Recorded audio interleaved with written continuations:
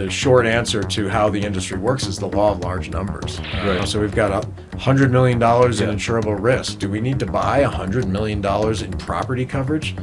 The answer is no. You don't want to be caught underinsured. That's the day you wish you had an umbrella policy or some sort of an excess liability policy.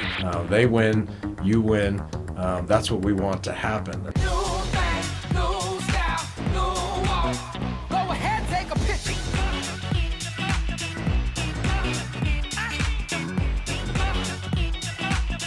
Here we go. Jason, I'm so happy to have you on the podcast. I've wanted to do this podcast because for me, I've told you, it's something I really want to learn more in depth. And I think that insurance, property insurance specifically, is one of the more overlooked things in real estate. But sort of before we get into a lot of my questions, why don't you introduce who you are and what you specialize in? Okay. Well, first of all, Eduardo, thanks for having me. I've been looking forward to this too, and we've definitely talked about it a long time. So it's just a pleasure to sit down with you, and happy to take this time. So thank you. So my name is Jason Pomerantz, as you know. I am what you call a retail insurance producer.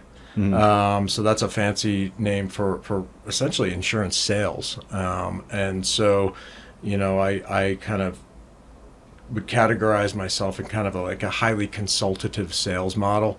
Mm-hmm. I work, almost entirely in the commercial realm. I work with real estate developers, property owners, portfolio owners, general contractors. So anything real estate and construction related. I do go outside of that realm as well. I have a general counsel practice where I work with general counsel from all industries, kind of in the middle market range, which, depending how you want to define that, but public companies, private companies, et cetera. And so on insurance? On insurance. And so, again, it's highly consultative. Really, we're an extension. We behave as an extension of their risk management department if they have one. If they don't have one, we are the risk management department. And so, I'm fortunate enough to work in a fairly large organization, at least by Colorado standards, about 3,000 associates nationwide. Wow. And we are nationwide, headquartered in Denver. And so we're able to address every vertical of every industry and every type of insurance. And so it's just so wonderful to have this platform of really talented individuals behind me, especially in areas where I don't consider myself an expert, which are most areas. But within real estate and construction, I kind of lean in very heavily. One thing that I really admire about you, and I'm a little bit jealous, I have to say, the people that, they study law, and then they go and they don't necessarily practice, but they use everything that they learned from their legal background in whatever business they are. Right. How did that help you do your work? Well, I took a strange path to this industry. I was a client. Oh, really? Okay. So I practiced law here in Colorado for 22 years. And throughout most of that career, I was a client of several different insurance outfits, but most notably the one in which I sit today. And so these are people I've known a very long time and came to respect and develop friendships. And so when I was looking for a change, it was kind of a no-brainer for me to start that conversation with these people. And so now here we are 4 years later.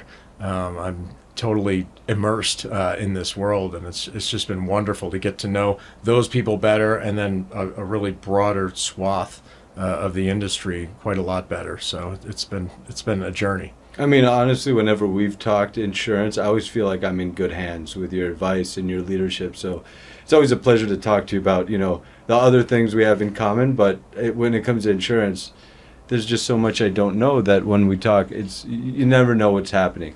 Also, I think it's important to note that you're also a broker, insurance broker. So just to give, I guess, the audience a little bit of reference, what is real estate insurance? Like, what types are there, and why should they not get it? I think everybody knows they have to get some, but what should they be looking at? Yeah, well, if you have a lender, you have to get it. You have no Right. choice, which I guess from a sales perspective is wonderful. I don't have to convince you that you ought to buy it. I just have to convince you that you ought to buy it from me as Right. opposed to somebody else. And so, the challenge in that is there's always relationships involved. And so if I get hired, that means somebody else gets fired. Right. And that's something I take very seriously, and it's sort of the tough part of this business, and that's a two-way street. If somebody else wants to hire their brother-in-law, that means I get fired, Right. And vice versa. And so it's challenging. But the way we win business is really by showing our expertise, and really flexing the broad team that we have, and in whatever vertical we're in. The team is what shines Right. for me, and I'm only as good as our team, and in that case, that I'll take that all day long because we have such good teams in this organization, and so it's just been fun exploring externally, but also internally, to meet great people and develop these relationships, and mate the external relationships with my internal relationships, and that's really been the reward for me. Right. Okay. And so I do Yeah. I do want to complete the answer to your question, and what types of insurance are there in the real estate realm. I mean, there's the major categories are property and casualty. Casualty, otherwise known as liability. And so if you're a property owner, if you own an office building, let's say, or a retail building, you need property coverage for the standard perils of fire, water intrusion, things of that nature, that we can all get our arms around. Anyone who owns a home knows they have to have homeowners insurance, theft, etc. That's what your property insurance covers. And then conversely, on the casualty or liability side, covering your exposure from third parties. Okay. So we talk, I'll get a little jargony in our conversation just so you can understand how we think about these things. But property is what we call first party coverage. Okay. Your building burns down, you are the claimant, no other parties involved. That's first party property coverage, versus liability. You invite a friend over, or a business guest, a business invitee comes over, and slips and falls on something, and you were negligent, you left an extension cord out, or something like that. Somebody trips, falls, gets injured. That is what liability coverage is for. If they were to sue you, you could make a claim on your casualty coverage, or liability coverage. Okay. So commercial is different from homeowners policies. Yes. So, I mean, I don't want to jump too much around, but I do want to ask you, because a lot of people, they have homeowners insurance and then they rent out their house to somebody else. Why shouldn't they do that? Or do you see a problem with that? Is it a different kind of coverage? Does that now become a commercial? Yes, is the short answer. I mean, you definitely want to talk to your insurance agent if you have, your primary residence, and now you want to start renting that out, whether on a short-term or a long-term basis.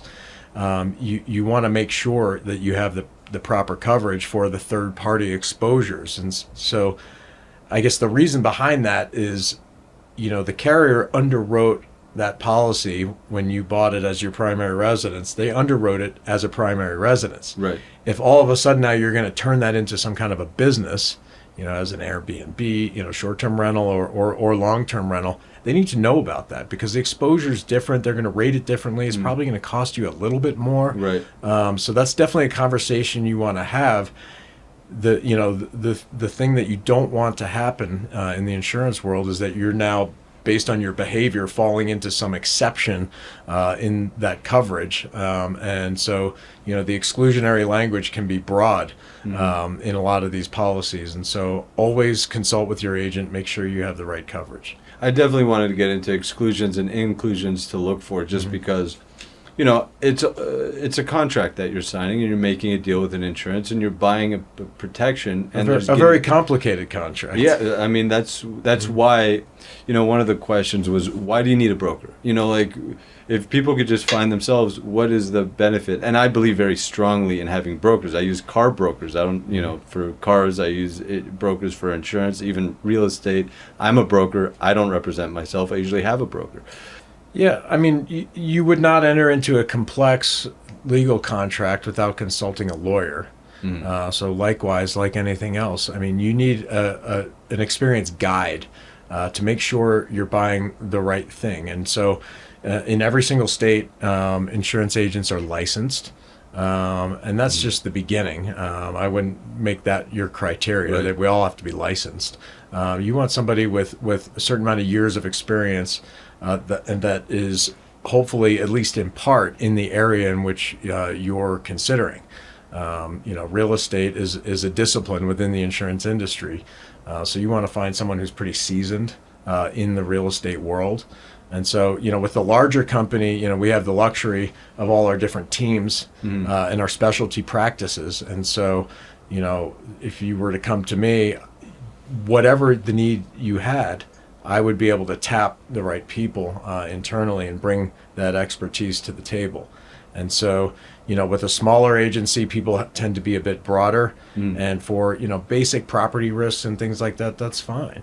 Right. As we get into more complex commercial risks, maybe not. It just depends on the situation. And I'll contradict myself. I mean, there are some, niche brokers that focus exclusively on, say, construction. Right. And those folks tend to be fairly sophisticated, and you would be in good hands. But always check references. Do your diligence on who you're visiting with for any kind of insurance brokerage. What are you looking for when you do your diligence? Years of experience. Okay. Perhaps some references from people that are similar enough to you. Ideally, someone who's maybe more sophisticated or larger than you in terms of their real estate holdings. Yeah, might be somewhere you want to start. Someone who's been in the business a long time, and then you ask that person who they use and who they might recommend, and then go talk to them and see if there's a connection. See if what I would suggest is, a telltale sign is, see if they're interested in your business and learning more about your business and your concerns and your plans into the future, as opposed to just simply having you fill out an application and trying to create a transaction immediately. Okay. The transaction is a necessary consequence, but we want to have sort of an in-depth understanding of your business first. That's my opinion. Yeah, that's how I like to do business. I mean, not to get into trends yet, because I do have some questions about that, but I feel like also having a broker, things are constantly changing in the business. Hurricanes are picking up in Florida, or there might be more snow in Denver, or, there's lava in Hawaii. There's so many different changes, just natural disasters is one category of changes. That having an expert, as a real estate owner, you can't possibly keep your eyes open in every field that you need to be, capital raising, financing, insurance, everything, the law is changing. There's so many things changing that having an expert within the insurance industry, and it's a lot of money, I think, if you don't have the right insurance or you don't have the coverage. One thing that, and I'm going to go back a little bit to what you were talking about, commercial versus liability. One thing that confuses me is that a different policy? Then you have, what categories are there? Because you have like losses of rent, insurance. You have builder's risk insurance, which I don't know if that's an add-on or a specialty. What categories are there within in real estate? Right. So I mentioned before that we have the two broad categories of property and casualty. Again, casualty is otherwise known as liability, and so on the property side, there's all sorts of sublimits and coverages within that. And depending on the type of policy you buy, their loss rents could be part of that. You mentioned builder's risk. That is a very specific type of property insurance that you would purchase during the construction phase. So that is your property coverage during construction. Oh, it is? Okay. And then once construction, if you were building from the ground up, let's say, a new building, you would have a builder's risk policy during construction. Once construction is complete, you would then transition to a permanent property policy. Okay. So, builder's risk is its own specialty. There's people here that's all they deal with. And so, again, you mentioned all the different disciplines as a real estate developer or owner that you need to, at least be conversant in. I mean, likewise, on the inside in insurance, the same thing is true. It's gotten so complex and so highly specialized. That's why we have all these different specialty practice groups that I mentioned. Right. And having that ability to bring in those groups as appropriate. So, I almost become an internal navigator when we have, complex clients where they might have property risk. They might have a directors and officers concern, if it's a larger company, cyber risk, cyber liability. I mean, we have a whole department that's all they do. Yeah. And so, I keep mentioning these two broad categories of property and casualty, but there's all these other kind of more niche products like cyber liability, for example, that, need to be part of the discussion at a minimum. It's so interesting to me how so many property owners, being from California and having properties there, a lot of people don't get earthquake insurance. They have all this other coverage, and I understand it's a huge premium, and it expires after a year. But what happens if you have an earthquake and your building gets demolished? What kind of recourse does a landlord have if that happens and they're not covered? Right. Well, I mean, that would be a component of your property coverage, and people in Colorado typically do not buy quake coverage for obvious reasons. Right. But in California, I think you'd be remiss to not spend that money. And so, I encourage people to think about insurance as kind of a risk finance device. I mean, you could assume that risk yourself. Yeah. And, in most years you will have no cost. But when that large, catastrophic loss happens, you're going to wish that you had spread that cost over many years in the form of insurance premiums that didn't pay you back anything for that one day where you absolutely need it. I mean, I think that's key to look at it that way, from that philosophy. It's risk finance. Yeah. And I see why you would need a specialty group, because they could analyze they're looking at the risk. If you might not understand the structural needs of an earthquake in California, because that's not, it's very specific. Like, was it retrofit? Was it, how was it retrofit? What materials maybe affect if it was properly retrofitted? So one thing that I'm also personally curious about is just, how does the insurance business work? This is more like if you're a landlord trying to get a policy and you want to look at it. But where does the money come from? I mean, I know they're insurance companies, but what are they looking for? What kind of, is it that they're looking for returns? Yeah, well, they're in this business, truth be told, to make money. It is a for-profit industry in most cases. At least it's designed to be. For a number of years, it was a money-losing operation industry-wide on the carrier side. And they did not properly forecast all the catastrophic losses they were going to have, with the Florida hurricanes, the western wildfires, etc., floods. You name it. You can imagine quickly in one of these large events, you hear, on the news, these multi-billion-dollar losses. I mean, there's only a handful of companies that are eating the lion's share of that loss. And so, there was a great slide I saw once that showed a dollar bill kind of cut up to where your premium dollar goes. You'd be shocked. A small sliver of that was profit. Really? Well, yeah. The lion's share of it is claims. They pay out claims, believe it or not.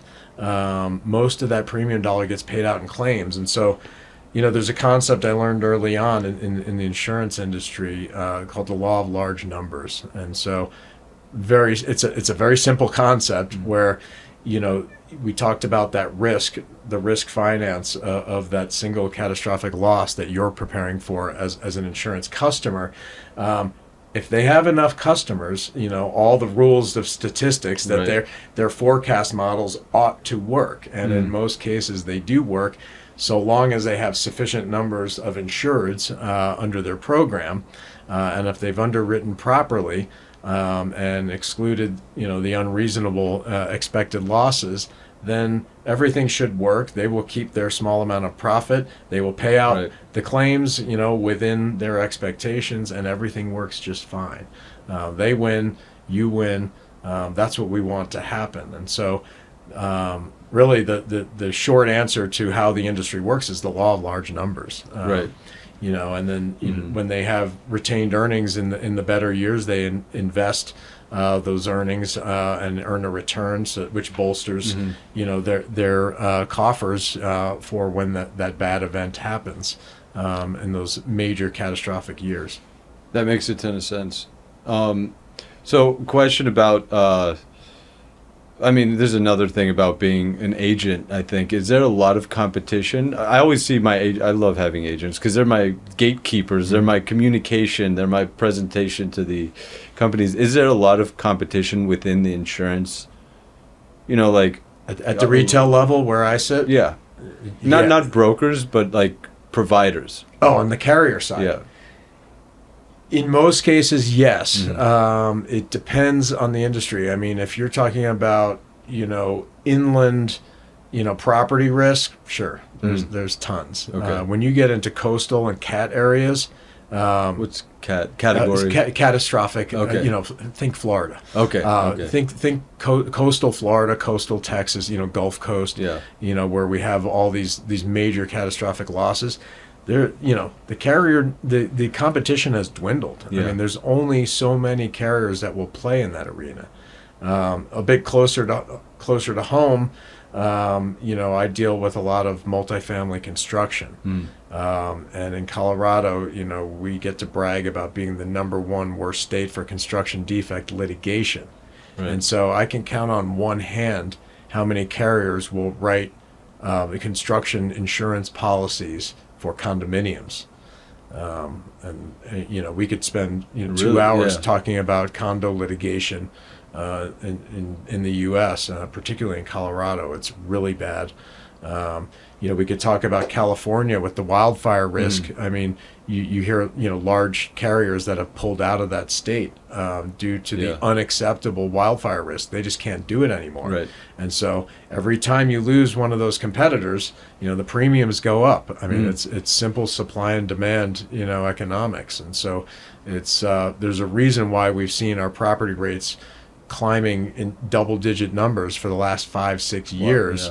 Yeah. Luckily, this year we've seen some pullback in the property rates, which has been welcome. But we're pulling back from historic highs and coming down a little bit. Yeah. They're still pretty darn high, so don't get me wrong. But that relief is welcome for our property owners. Yeah, I mean, the risk makes sense. There's a lot of unknowns that are happening.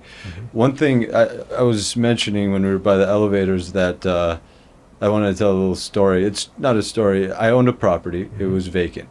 Getting insurance was so difficult for vacant properties that now, and then we had vandalism. And it only covered theft, not damage, or damage, not theft, something like that. And we had that. And I remember it was such a hard experience to get compensated.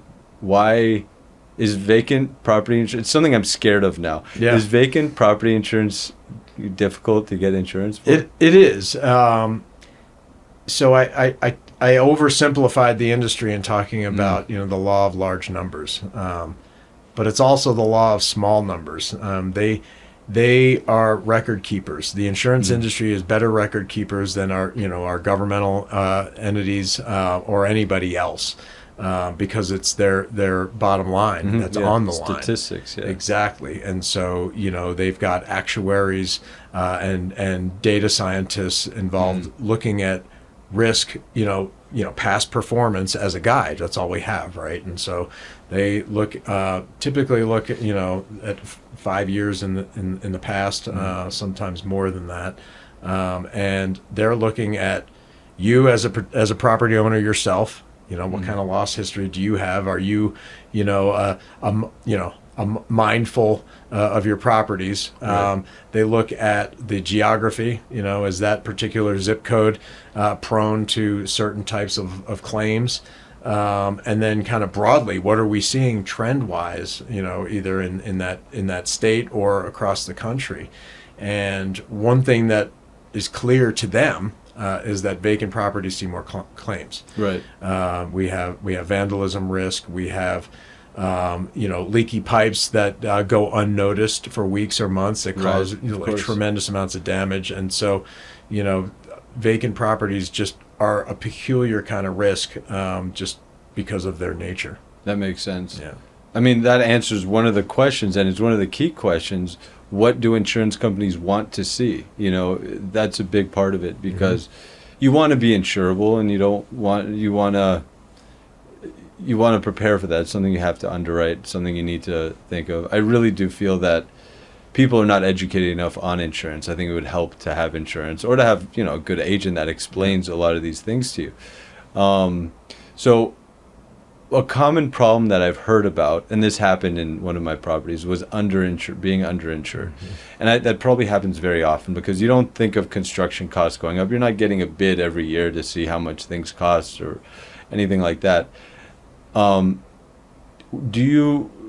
does that affect a landlord? I mean, when it comes to getting money in return? Yeah, I mean, when we're talking about replacement cost, it's really important that you update, the insured amount for the building pretty regularly. Every year might be a little extreme, but I would say at a minimum every 2 years, you want to be looking at that. Construction costs. I don't have to tell you, they've been going up dramatically, outpacing broader inflation for many years now, and so you don't want to be caught underinsured.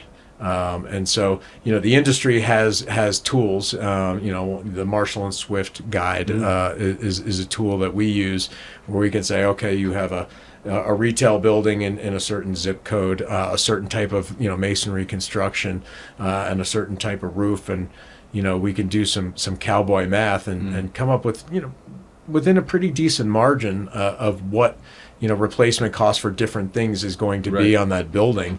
And so, but I wouldn't stop there. I think especially most of my clients are seasoned industry professionals, and so we might use those numbers as a tool to start a conversation. That's not the end of the conversation. And then we want to talk about, well, what's peculiar about this building, what's irreplaceable, etc. What sort of onerous things is the municipality going to impose on us in the event of that we have to do some reconstruction and bring things up to code. A lot of people talk about an umbrella policy and maybe getting insurance, one policy for all their properties. Why is that a mistake, and is that just not the way to do it? Yeah, let me address the jargon. When you're including multiple properties under a single insurance policy, that's a master program. An umbrella, conversely, is is an excess policy that sits over other policies as your primary. So, for example, let's say you have a building and you have a casualty coverage on your building for slip falls. You also have an auto policy for some cars you have for your business. Business vehicles. You might buy an umbrella policy that would sit in excess over all of those. So you have $1 million in GL coverage for your building.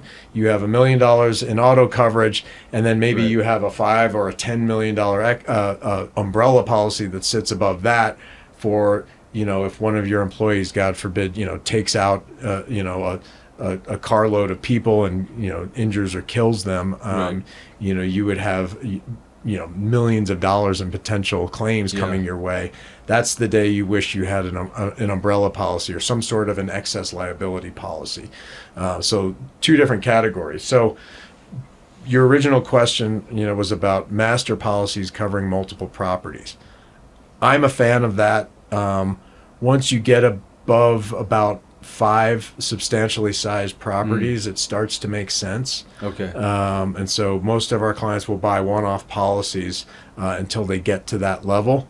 And then we can start talking about a master policy where we can think about loss limits. So let's say I have 10 properties, roughly $10 million in insurable value each. So we've got $100 million in insurable risk. Do we need to buy $100 million in property coverage? The answer is no. If we can convince your lender to play along, maybe we buy $50 million. Unless they're all situated in the same block of the same town, they could all theoretically burn down in the same event. Then you'd probably want to insure the whole value. But if they're spread across, a broad enough geography, and we have what we call spread of risk, then a master policy with a lower loss limit makes a lot of sense. And so we can kind of lower it from the top end and really bring your premium cost down and still provide fairly robust coverage. Then conversely, you could think about on the other side, let's say you're an established family office, property owner, portfolio company, etc. And you've got decent cash reserves. Maybe you're comfortable taking on a little more risk. So we can look at higher deductible programs and kind of squeeze it up from the bottom end as well. So we're compressing from the top with a loss limit that I was describing. We can compress it up from the bottom with higher retentions, AKA deductibles, and really save you some money. But again, it needs to be a very eyes-open, consultative discussion between you and your agent. That makes complete sense. So you can't have a surprise on the day you have a claim. I mean, there needs to be, a very kind of open conversation with your agent, and that's why that relationship really matters. It really sounds like you have to be educated to understand what you're signing. I mean, it's not for everybody what I just described. Yeah. It's just not. And that is never my opening salvo in one of our conversations. I mean, this is something that I would tease out of somebody over a long conversation about risk appetite and plans for the future, etc. But it's all you kind of should know everything, even if it's standard, because it's a negotiation with the provider. You need to know what's covered, what's not covered. I mean, I think it's your responsibility as a landlord to sort of not just to sign, and I mean, it's good to take the advice, but to understand what is and what isn't. So what mistakes do you think landlords make when, this is where the question is coming from. When I was starting out and I was buying apartment buildings, you would see these pro formas, and the pro formas would be, the insurance for like a 6-unit apartment building in Beverly Hills or whatever would be $1,200 or something. It's like, and then I would go to my agent at the time, and it would be like $15,000 plus another $25,000 for earthquake. I just didn't understand, how do you get 10% less, costs, or more than 10% costs? What was I missing? What did people miss? You're not missing anything. What the scenario I keep seeing over and over and over again is, one of my more institutional clients is acquiring a building from some family that's owned it for 100 years, and they've got grandfathered insurance with a company that's just kind of kept renewing over time and forgot about them. And, that insurance is not really available anymore. Either that carrier doesn't write that sort of insurance in that sort of geography anymore, and they're just not a player anymore. So we got to go out to the market at today's rates, or they're still a player, but just not at those rates anymore. And so there's plenty of situations where I found that the incumbent carrier is kind of asleep at the switch. That makes sense. Okay. Or maybe the claims history was clean, and so they left it well enough alone. And now that the property's changing hands, everything's up in the air, and so that is just not available anymore. And so over and over and over again, I see people, underwriting these things based on the seller's historical insurance cost. That is, 1/3 what today's market is. Maybe sometimes worse. And they're just in for a rude surprise. My more savvy clients, they call while they're underwriting, before their earnest money goes hard. And they're vetting those numbers. And, I usually have to, give them the bad news that, hey, that rate is no longer available, and then the challenge becomes convincing the seller that rate is no longer available. And when his reality is, well, it's absolutely available. I renewed it a month ago. So what the heck are you talking about? You need a better agent. Talk to my agent. In which case that agent's like, yeah, no, I can't replicate that. So there's this kind of tug of war happening between buyers and sellers that, everyone knows about the tug of war where the seller's anchored at this high price on his building and the buyer's anchored at, a more market-driven price. But the same thing happens with insurance, and when you apply cap rates, it has, an outsized effect. It really matters on the bottom line. Yeah, that makes a lot of sense. It's a business. That's kind of so. Speaking of the business and all these, typical things, do insurance companies get creative with what they provide? If you go to a broker or an insurance company and you want some kind of rental income protection or something that's kind of not typical. Are they creative? Are they flexible? Or is it pretty much set in stone, the types of... rental income protection is available. But the answer to your question, do they get creative or do they think out of the box? The answer is generally no. Right. They work on the law of large numbers. So if you have this really neat kind of niche-y idea, that doesn't work. Right. If they can't sell, 100,000 of those policies to 100,000 very diverse customers across the country, then it does not make sense for them. And so, just by its very nature, the industry kind of shuns creativity in a kind of a perverse way.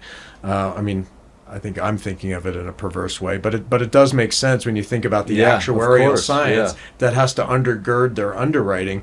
It makes a lot of sense. Now, if you're big enough and you have a huge enough risk with a huge enough premium, we can work with Lloyd's of London and things like that to come up with very creative solutions. Yeah. But for your typical property owner, that's out of reach.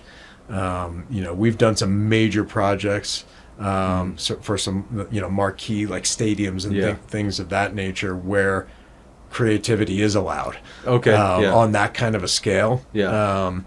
And it's a monumental effort, and it is doable.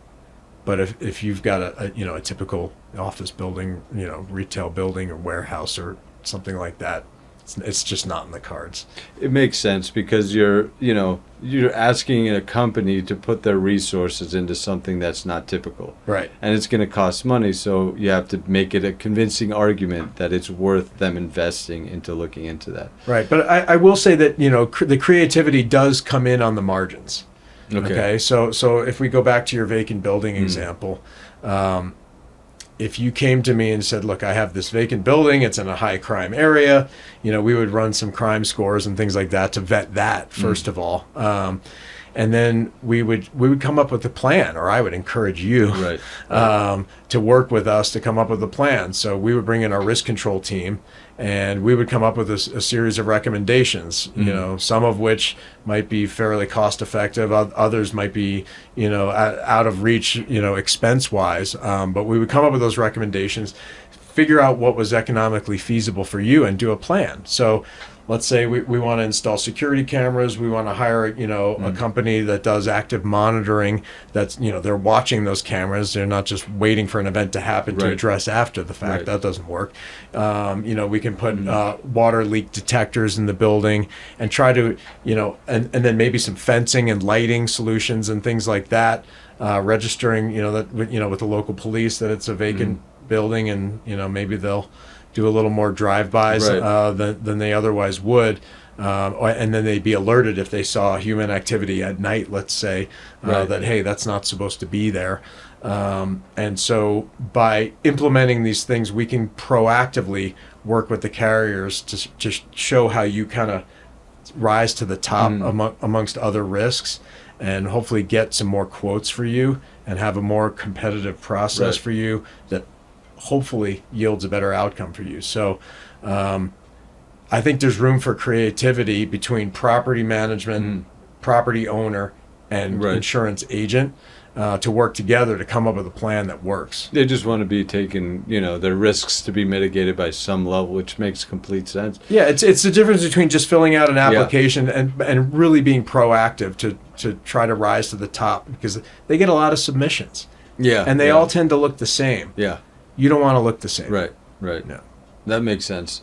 Do you think that so one question, and I think this could apply to a lot of people looking to invest in real estate, is there a specific kind of property that maybe has more risk that another, I was looking at a house in Evergreen, for example. I think that it's very hard to get fire coverage there if it's a wood built house, because it's wood and fire. So is there certain types of properties that you would think to stay out of as an investor? Well, I mean, residential tends to carry more risk. Okay. I mean, you've got human occupants there. Many things can go wrong. However, from an investor's standpoint, it's very attractive. I mean, people need to live somewhere. We have a shortage of housing, etc. And so, I'm not here to make your investment decisions for you, but I ought to be at the table. Right. And so you can make an informed decision. So what we can do is if you're, in the property selection phase, we've got a lot of tools at our disposal. I mentioned crime scores. Yeah. I could run a crime score for you and see if it's a high crime area and how the insurance industry is looking at it. Right. That might inform your decisions. Likewise, I can run wildfire scores. So you mentioned Evergreen, Colorado. Like, let's run a wildfire score. Right. See how the industry is looking at that particular property. Yeah. And granted, those scores are driven by these maps that are very low resolution. And, we have people on staff. We have a certified wildfire mitigation specialist on staff. And so for some commercial projects where we had, the wildfire scores are rated 1 to 100. I mean, we were at, anything north of a 65 or so is considered bad. And so, I mean, we were getting scores in the high 70s on a project we were looking at up in the mountains, and we were able to create a wildfire mitigation plan, and really make a presentation to the carriers that, look, not only are we going to be proactive in X, Y, and Z ways, but this property is really well protected. We have, an interstate on one side, we have a local road on the other side. You have all these other natural and man-made barriers for the wildfire risk. Really, that score was unwarranted in this case. We made this case strongly.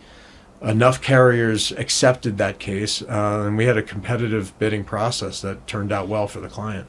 That sounds so interesting to me because, when you think broker, you think that they know the carriers. I guess that's the technical term. Well, we do know the carriers. But you also do your own analysis, which in a way you're like an insurance company in the sense maybe you don't provide the insurance. But if you're underwriting these different variables of properties, then you're acting in a way on behalf. I would think of it as pre-underwriting. Right. I mean, we want to pre-underwrite the risk. Anticipate what those carriers, because we know them well in most cases. We want to anticipate what their concerns are going to be and head them off. Yeah. And address them and say, all right, you're right. This property is risky for these reasons. Here's what we've done to mitigate it. Here's why the canned wildfire scores, etc., are wrong in this case, and make the case. And you're representing on behalf of your client, so it makes sense what you're doing. I mean, to me, it's fascinating how different businesses within real estate, they're on the same page.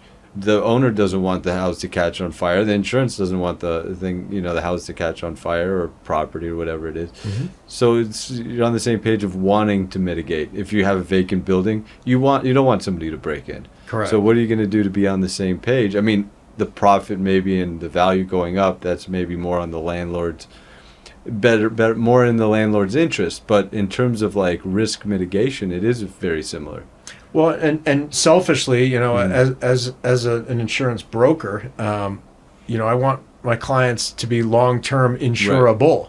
And that means not having a ton of claims. Right. The frequency and severity of claims is the path to becoming uninsurable. Right. And when that happens, I have no client. Right. You have no insurance. Right. Nobody's happy. And so it's in my interest to keep your nose clean. So that's what we do. That's why we have a risk control team. Yeah, that reminds me. I don't want to go too much into the Los Angeles fires, but a lot of people didn't make claims with, smoke damage because they just didn't want higher premiums. They didn't want to be uninsurable because it was kind of a mark on their, and something that isn't a big mark. Still, they just didn't want the mark on their record, I guess. Right. Well, and like our risk control team, we have a claims advocacy team. Okay. So when that unthinkable event happens, which is totally thinkable, we have a team that will guide you in either making the claim decision to make the claim or not, how to make the claim, how to properly characterize the claim, what background research needs to be done to support the investigative effort, and we're there throughout the process. And so that part is critical. And anyone in investigating a new insurance agent ought to ask about what do I get in the event of a claim? Right. What sort of advocacy do you have? What does that team look like? What is their experience in dealing with these carriers in my type of industry? That's a huge value. Particularly if you're in a high risk industry, manufacturing, construction, etc. That's true. And any kind of real estate. I mean, having that backup and having that confidence, I think, from a broker it's invaluable. It's worth its weight in gold because you need to have that communication also because the carriers trust the broker to a certain degree, because they want to keep doing business. Some more than others. So yeah, I'm sure So what's the most satisfying part of your work? I'll give you two answers to that question. I mean, number one is sort of the consultative approach, and kind of it's a collective problem solving that we do with our clients. That's very rewarding, but really, and so that's the kind of the intellectual side. Yeah. But the real reward for me has been the relationships. Okay. And that goes two ways. The first way is outwardly, and that should be pretty apparent, where I get to work with people that I like, that I seek out and want to do business with, and someday hopefully they choose that they want to do business with me, and so I develop those relationships both before they engage me and after. Right. And I get to know their business and kind of live vicariously through the interesting and creative things they're doing. So that's rewarding. But likewise, internally, I work for a large company, and we have these industry experts in all these different disciplines that are just wonderful people, really good at what they do. And so I've enjoyed, getting to know those folks on the inside as well. And the best part is when I get to, marry those two together. Yeah. And introduce people I like on the outside to people I like on the inside, and watch those relationships blossom. And then I just kind of, take a back seat, at least temporarily, to watch that flourish. I mean, it doesn't get any better than that. I mean, that's really been what's the it for me. I could see that being a good life sort of enjoyment, connecting people.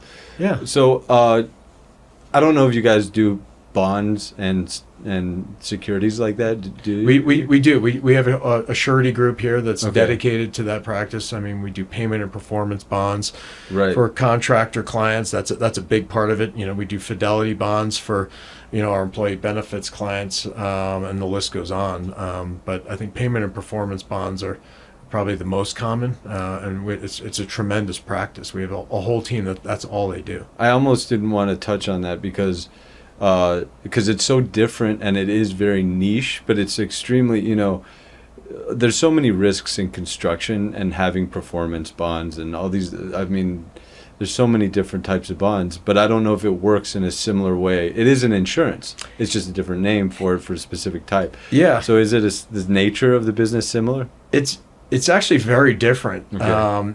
I liken it more to a lending relationship than an insurance relationship, because they're really underwriting the balance sheet of the company, and in most cases the balance sheet of the principals of that company, because they need to guarantee it. Yeah. Except in the case of very large companies with a lot of liquid assets, and so that it's, I mean, we have, our property and casualty business, which is very large. We have, our employee benefits business, which is a whole other side of the insurance that we haven't even talked about. But then surety is kind of its own unique beast. And so it's very much like a lending underwriting process where they can get comfortable, to a certain bonding capacity, given the balance sheet of the principles behind it. Yeah, I mean, just with litigation and construction, I've had to educate myself a lot more on it, and it is a solution for a lot of issues that landlords may have if there's potential lis pendences put on properties or liens put on properties. How do you get out from under that? If you're in the middle of a construction project, right? Life needs to go on, right? You can't sell it, you can't refinance it, which is you need the money to pay the contractor. It could be a major problem. So that's one answer to that kind of problem. Right. Well, so everything I was just describing about the relationship, multiply it by 10 when it comes to the surety relationship. Yeah. Because it's necessarily intimate and personal, because we're getting into, the principles of the company and their personal assets. And in certain cases, their spouses have to sign as well, depending on how their assets are situated. And so it's very personal, very intimate, very confidential, which just elevates the trust factor. That just becomes that much more important. So just so that people watching, if they don't know what bonds are, because I was I've been in real estate since I was a kid. I didn't really know what a bond was. How do you define what that means? Well, it's classic risk shifting. I mean, just like insurance, you're shifting the risk of a fire, let's say in property insurance, from party A, you as the property owner, to party B, the insurance carrier. Right. Likewise with bonding, if I have some obligation, to a municipality, let's say to install some public improvements, I need to install some sidewalks, let's say adjacent to the apartment building I'm building. The city wants to know darn sure that you are going to perform. And how do they get that guarantee? Well, they want, a big bad insurance company to step in to say, well, if Eduardo doesn't perform or Jason doesn't perform, we will hire somebody and perform. Right. And so, depending on the municipality's requirements, we'll set a number of dollars of what that obligation is, and that surety company will step in. Right. So it's incredibly valuable. Yeah. But you could see how, that relationship might be, super personal and fraught, just because of the very intimate nature there. Oh, the huge liability. Or not liability, but I could see the interest, and then you're going to be bumping heads with agreements or disagreements there with people possibly, and you need to have the wherewithal to be able to... I totally understand the reasoning behind it, but I think it's important to touch on, because that's another type of insurance that... it's the one thing people don't think about until they have to. Yeah. And then they're scrambling. That's not the way to do it. I Right. mean, you really want to be ahead of that and build this relationship over time. Right. Yeah. I mean, besides performance bonds, the one that I think of is like a payment. If you owe a sub some money, Right. and they put a lien on the property, Right. You bond around the the lien. You want to make sure, you bond around the lien, and it'll get taken care of. It's just not a lien on the property anymore, Right. so it gives you the freedom to Yes. just... In that case, it's a bit more transactional, but it still gets pretty personal, for looking into your personal finances, depending on, the structure of the landlord. And so, in most cases, those are much easier to get. Yeah. And the process is a bit shorter, but it depends on the size of the lien, of course. Yeah. Well, Jason, every time I see you, you're always reliable, you're always professional, you always look so well put together. What are your 3 key daily habits to keep yourself sort of always kind of ready for, I don't know, not business, but just ready for life? Yeah. Good key daily habits. Wow, what a good question. What one of those things, a lot of coffee, tremendous amount of coffee, that's first. But vigorous exercise for me is what keeps my head straight, believe it or not. In the morning or in after? the morning? Okay. It's the first thing I do. Is I'm outside in the dark running usually, or Okay. something else. And, I got to do something every day. And so I'm out at, 5:30, 6 in the morning most days, just getting after it. And then, I can kind of get into my business with my head straight. And I think number one, by doing something hard first thing in the morning, it makes the rest of the day seem easy. Not easy, but easier. Yeah. Secondly, there's just the general health benefits. But really it just helps set the stage by having an accomplishment. It just makes my outlook more positive, and makes me feel better throughout the day. So I would say the exercise, coffee, and then just I expect to learn something new every day. Usually it's from my colleagues, in the industry, whether they be in my organization or wholesalers or carriers, what have you. I mean, I learn something every day. I learn from my clients every day. Yeah. Something about there's always a new problem I never heard of. Yeah. And then I can go investigate and talk to the smart people I work with, and do that creative problem solving part. So that's what I would say. I love that. And definitely eating a frog, that's a statement I heard from my buddy Adam Gower. He had a guess. He would say, call it eating a frog for breakfast. Yeah. That was what he would say. That's a good one. Which is doing the hard thing. Right. Let's see. What advice would you have to somebody who's trying to get into real estate? Who's young or not young, whatever, but they want to get in the real estate game. I don't like calling it game, but be humble. Have the humility to ask the dumb questions. Go seek out the smartest people you can find that are seasoned in the industry. Find some people that are successful in the industry. Find some people that have been unsuccessful in the industry. You can learn from them too. And learn from other people's mistakes. It's really easy to get people to talk about themselves.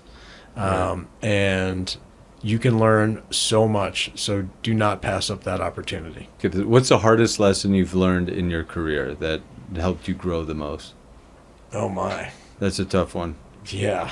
We can skip that one if you. I don't know. There's a lot of good lessons. Sometimes the hard ones and painful ones are the best ones. I'm going through a lot of those right now. Yeah, I've had plenty of humility pills over the years, or humble pie. Yeah. I mean, just too many to even get into.